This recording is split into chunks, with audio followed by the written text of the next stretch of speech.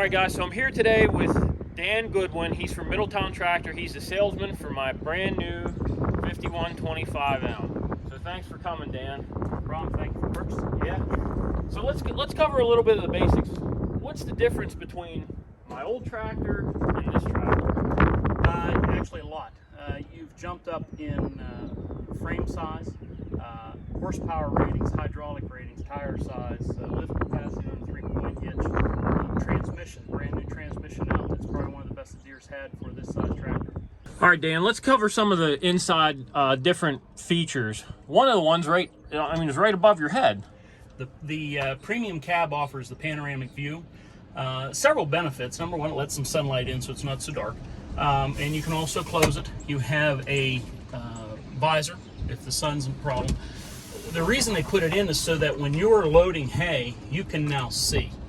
You can see where your bale's going, where the loader's going. It used to be you had to duck and look underneath. Yep, I've done that for years. Very nice feature for it. Nice. You have, with the premium cab, you have lights for the entry, getting in and out. It also comes with the Bluetooth ready radio as well. Of course, heat and air, premium sound, so you have speakers clear around so you can hear everything. Let's look at this new dash. John Deere talked about the new dash. Let's look at it. This tractor actually comes with two options. You can still continue the corner post, or you can do the new dash. When we ordered it a year ago, they weren't offering the corner post. After the codes changed, I think it was December, they offered then the corner post, but it was too late at that point. It was already been ordered. But it does, you can change your setting where where it says 100% for lifting. You can go through and change those. I believe it's with let me see here. There it is. The bottom one, you can change rear hitch control. You can change your menu to what it is you're actually seeing. It'll also tell you if you're in park, what range you're in, your coolant level or coolant temperature, as well as your fuel and your depth. A lot more information off of the dash. So let's cover the shuttle control and the 4-wheel drive, because I know when I took this thing for a test drive a little bit ago, it was a little bit different. So with this size tractor, the electronic power shift change, you can go from forward to reverse without touching the clutch. They also give you a shuttle control. What this does is when you're going forward to reverse, you can adjust the way it goes into forward or reverse, so you're not being slammed to the steering wheel or the chair, depending on what you have. If you've got a heavy load on the loader, because that's usually what everyone uses the shuttle shift for, or the power shift for, power reverser, I'll get it right, is for loader work. So if you have a heavy load in the bucket, or you've got 2 round bales on the front and you're seeing it slam back and forth, then you can adjust this accordingly. 4-wheel drive is a touch button. You have an auto to where it only kicks in when needed. It also, if you leave it in auto, it will assist in going downhill as well as with braking. You also have a full time, and then you have it's sort of like a differential lock to where it will lock in all fours if you're really bogged down. But auto's where it should be left at all times unless needed otherwise. So let's cover the loader and the gear selector now. So the gear selector has changed to where you can now have synchronized ranges. So you can go from A to B just by pushing the clutch in. So if you're in even A4 and you shift to B, it's going to go to B1. If you're in B8 and you shift to C, it's going to go to C1. When you downshift, it'll go into that highest range. So from C4, it'll go into B8. Then you have your push buttons here that will take you up and down through your gears without doing anything. It'll display it on the dash. You also have a D-clutch button, so that if you're really digging into a pile and you need to stop and get another grip on it, you can stop it real quick. They did change the park. The park's a lot easier than what it used to be. On the old ones, you had to push up, over, and down on the right side. Now it's just on the left. You just pull it over to the left side, drop it down, and you're ready to go. Your loader, you can also shift gears with your loader, same as what you can on your stick shift. This, you also have a third function. There's 2 buttons right here on the back side that are black, and that will operate your third function that you have now that you did not have on the 5100. That works if you want to do a bale grabber or grapple or anything like that. You also have a float button. So if you want to put the loader into float, the way it's set up, you would push that button, and then it would create the loader to float if you're on a backtrack. All right, so let's cover the console over on the right-hand side. There is a significant difference from the 5100 to this one. You know, my four-wheel drive is where the turtle rabbit selector is there now. It's in orange. That was where my four-wheel drive was on my old tractor. Now that's somewhere I guess you can switch ranges again. No, this was going to determine how fast and slow your 3-point hitch was. Okay. Throttle's in the same spot. SCVs are in the same spot. Green and blue marked same as in the back, so that way you know you're hooking into the right spot. PTO's different. Mine before was pull push. This is push down and forward. This has changed a lot actually. They've added a few things. The economy PTO was a lever in the back before, correct, was it not? Yeah. This now, what they've done is they've put the switch up here so you can be in straight 540, okay, or for whatever reason neutral. Not sure what that is yet. That there's really no need for it. You're going to be in one or the other.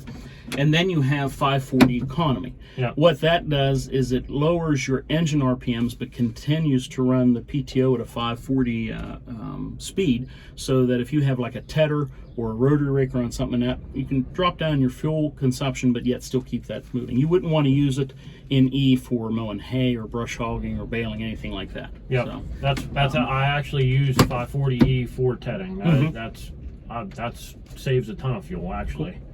So to turn it on, you would just push the button down and push forward. That will turn the PTO on whether it's in 540E or 540. The new feature that they've added is this yellow button here. And real quick, Deere color codes everything. Not everybody picks up on it. Whether you're on a compact tractor, a riding mower, or a full-size tractor right up to the 9 Series, yellow is PTO. So anything that deals with PTO is yellow. Speed is orange. So your power reverser, your gear shift, your throttles, all that is orange. Your hydraulics are black, so that's why the knobs are black, your loader lever is black. So with that being said, this being yellow is tied into the PTO. What they've done now is that if you need to get out and check something on the baler or something that's being run by the PTO, you have to turn that switch on in order to get out, because if you don't and you get up off the seat and get out of the tractor, 4 seconds later, I think it's either 3 or 4 seconds later, the PTO will shut off. When that happens, you have to literally turn it off and turn it back on. So this is a new feature they've added. Never had that before. So, and they're doing that on all tractors. I'll move this so you can see. Your knob here is your draft control you have now. Did not have that on the 5100E. It's electronically controlled draft control, so that if you're plowing or you have something on the back that you want to be able to adjust how it goes up and down and the pressure on it, you can adjust it accordingly here. Okay. You also have a straight up and a straight down on your 3-point hitch. So if you're doing something and you want to get it up right away, like if you had a disc mower on the back, you got to the end of the field, you hit the button to come straight up. You can also raise and lower your 3-point hitch by using your control. And it does have a lock, so you can lock it into place wherever you want it or lock it out. And you also have a speed control here for the 3-point hitch arms. Okay. They now include a USB port as well, so you can plug in. Also a 12-volt charging port, and I believe this is for like a headset or something you can plug in that will read the radio, if I'm not mistaken. And then you have your rear window washer and wiper. Your control or your plug-in for your baler, anything that has a monitor on it, would plug in right here to the top. Same as the. And then you have behind here you have threaded ports, so you can mount your monitors right here for the baler. All right, Dan, tell me a little bit about the rear end of this thing.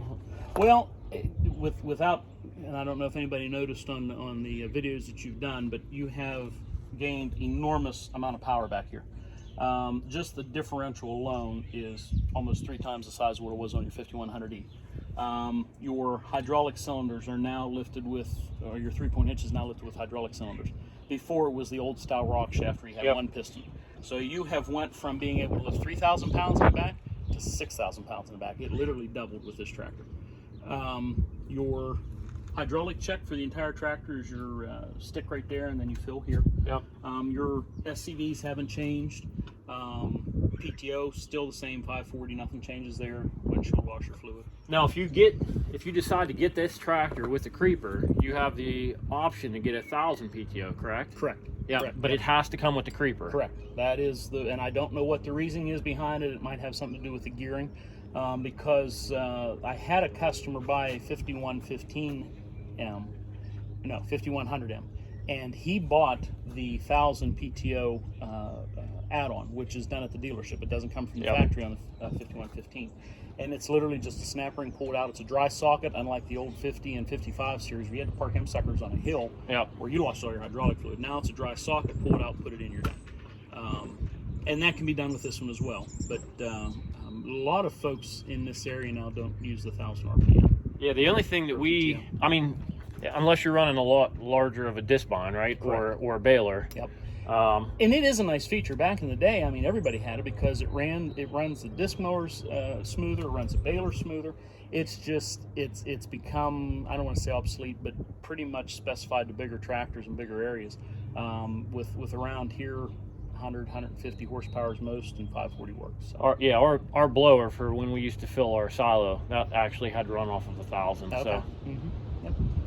You also have your 3-point hitch up and down control so that you can operate it from outside. And that way, if you're not exactly the height you need, it's not climbing in and out of the cab, which I think should be standard on every tractor. That's nice. I can tell you that's nice. Yeah. There's a couple of videos where I've done that. So with the premium cab as well, your light features have all changed. These now have LED lights. You have adjustable on the back so you can turn them, but you also now have side lights, as well as your front are LED as well. It'll light this thing up like a Christmas tree when you get all your lights on. It makes it a nice feature where you can see, so when you're mowing, you can see what's going to be in front of the mower if you're mowing at night or if you're baling at night before it gets there. Yeah, that's a pretty killer feature because in the past, my tractor only had the LED lights in the corner there, so I almost had to shoot them on an angle to get what was coming into the disc bind before, you didn't want to run anything into it. So no, that's pretty nice, having them out the back and the side. Another feature we've done on this setup that you didn't have on your old one is a single point connection. Awesome feature. Instead of taking each line out individually, especially now that you have 6, you can do it as one. You literally, all you have to do is push the button in, lift, pull up, and it's off. Now, obviously, you can't do that until the loader's off, but for demonstration purposes, that's the easiest way to get it on. And then you just put it right back in place, pull it down, and you're locked. This will, one thing you want to do when you take it off is to turn that valve. It keeps your cylinders from leaking off. That's all it does, is keep it from leaking any nozzle. Very quick, easy. Your third function that you now have also has a smaller version that you would put onto whatever it is you're going to be using, and it just plugs in and latches down. So you don't have to worry about trying to get all your connections out or whatever. Well, while we're over here, let's talk about the battery. Yes. Battery, they have changed. They used to put it in the front, but it is now inside this box, so it's protected.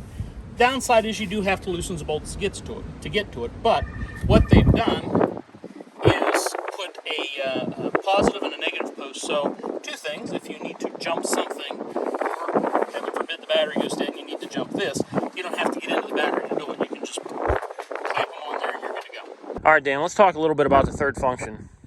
So with this, and you can get them different ways. Some third functions come with the regular quick couplers. You just plug the 2 hoses in. But like your single point up above, this is single point as well. So if you would want to put a grapple on the bucket's grapple capable. It's already got the hinges on there. Or a bail grabber, you would put it on, and there's an attachment that we left in the cab that would attach to that implement.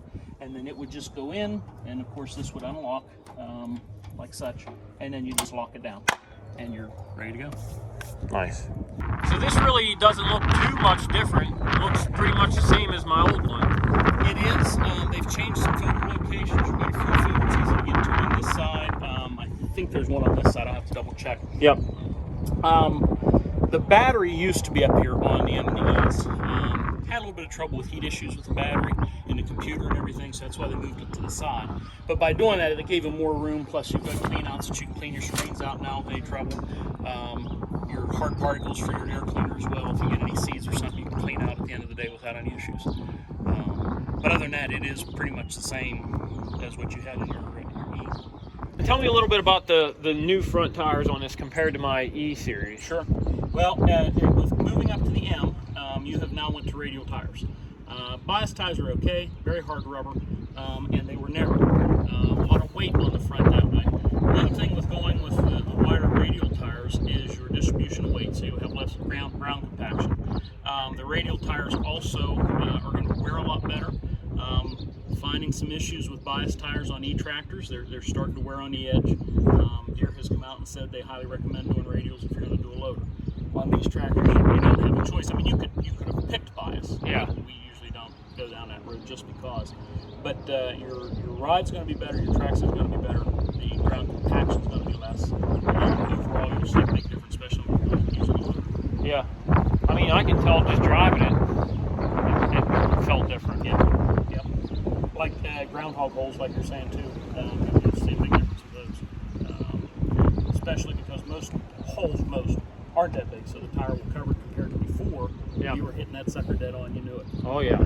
Oh yeah. I think the last thing we're going to cover here is the fuel and the government juice. Fuel tank's actually bigger than my tractor. Correct. You gained almost 10 gallons with the bigger tractor. 42 gallon, I think it is now. The DEF, yeah, you have to do DEF. Deere has done a very good job at perfecting their emissions on it.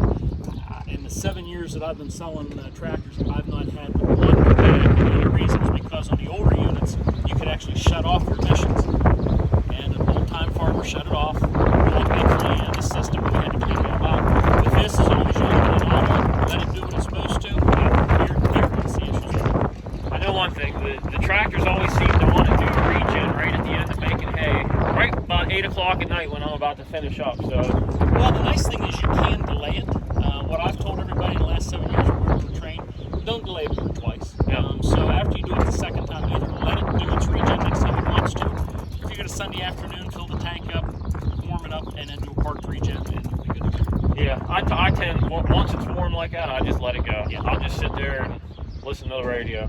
And if you let it do it repeatedly like it's supposed to, it's not a long process. You can be out there for 10 to 20 minutes. When you get into, we've actually had them go as long as 2 hours. When we've delayed it a couple of times and we've done a lot of idle time. It's one thing you don't want to do with newer tractors is a lot of idle time. Yep. If you are going to idle it, bump it up to about 1,800, 2,000 RPM because the heat is what keeps everything working right and keeps the emissions from plugging up. So it's better to turn it on and off than to let it sit and idle. All right, Dan. Hey, man, I really appreciate everything you've done for me, for the family, for the farm. It's been a pleasure working with you. I'm super excited to get working on this thing, that's for sure. I mean, hay season's coming up faster than we know. Before I know it, we'll be getting everything ready. What do you say we wrap this up and we take this thing for a spin? I think it's done. All right, let's do it. All right, guys, we're going to learn, and I put the keys in my back pocket. As I say, I got mine. We're going to learn a new transmission here, because this is different than what I had before.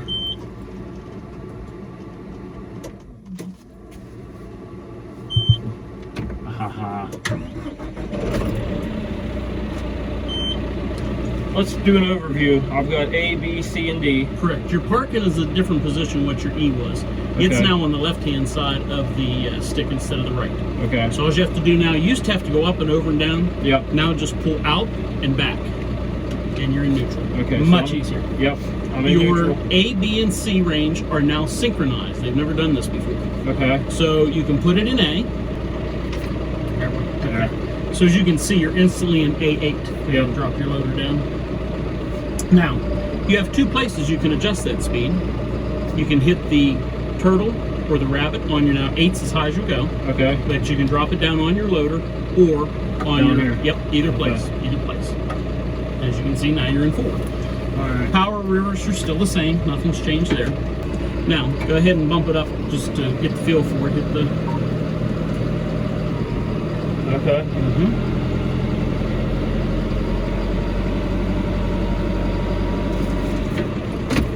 I'm just used to. Do the same. But with the power shifts, you do not have push clutch in, so that's a nice feature. Yeah, it's pretty seamless. Now from here, you can shift down into B. I can shift down into B? Into B. How? Yep. Just push the clutch in and shift. Okay. It'll put you into B1. And you just shift up through, and from there you can up into C. What's the D clutch button, that one up here? That's if you're loading, or and I think it has it on there as well. You can, if you're going into something, you can push that. If you're starting to dig, you know, so it'll stop it and then go into it again.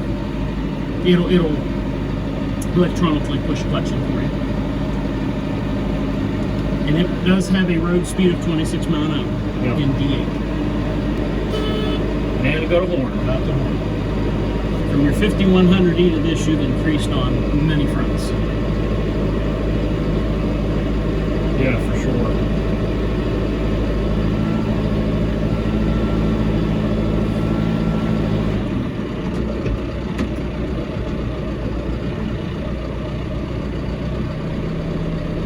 Now I see that I am in 4-wheel. How do I turn that off? Right now it's in a auto is where I would recommend. Okay. It will only engage when needed. Okay. Or you can have it in a 4-pound quarter drive. Okay, so it's up or down? Correct. Okay. In the middle is full time. Okay. That's auto. Okay. And this is like a differential type. It'll only grab all 4 when needed. Okay. So auto's where most everyone runs it at. It'll also assist with the braking when you're going downhill and heavy load. You have a shuttle control knob right here. Okay. What that does is that either speeds up or slows down when you're going from forward to reverse the effect of back and forth. So if you're hauling, let's say you're loading manure and stuff out and you've got a heavy bucket load, you could adjust that so your transaction from forward to reverse is smooth and not such a bang and throws you into the seat type deal. And throttle's in the same place. Yep. Thermostat controls are in the same place. What is this over here? That is your draft control for your 3-point hitch. So when you're plowing, you can select that. Now, one thing that's new on this one compared to your other one, do you see right above that knob there's a yellow switch? Yep. Now, when you have your PTO on, and if you get out of the seat, your PTO will shut off in like 3 or 4 seconds. Okay. In order to keep it running, so if you need to go check something on the baler while it's running, which obviously you got to be careful, you would turn that switch on and it will leave the PTO running while you're out of the seat. Okay. Will it kill the entire tractor? No, it just shuts the PTO on. Okay. And then you have to turn the PTO off, turn it back on. Well, the transmission's not that much different then. No, but you don't have to shift like you did before. Yeah. It is it's the closest thing to the original power shift transmission they had back when they come out with it in '64 that they've had for a long time. All right, and that's it. The new tractor's here. Got to get after it this year, and hey man, I really appreciate you coming out and showing me everything. Absolutely. You know, new tractor, new transmission. It's all going to be a learning curve for me here for a while. So, and everybody will be here to see me struggle probably in the very beginning. But like I said, it's been a pleasure working with you, Dan, and pleasure working with Middletown, and hopefully this is not the end of it, you know? I hope so too. I'm looking forward to the next purchase and the next move on. Yep. So. All right, guys, we'll catch you next time. Until then, it's Nick and Dan from. Oh, speaking of which, let's stop here for a second. Dan actually has a Facebook page. So what is it, Dan? Dan the John Deere man at Middletown Tractor. So look him up on Facebook, Dan the John Deere man at Middletown Tractor. He's always got deals on there, and you know, go over and support a friend. And yeah, till next time, guys, we'll see you.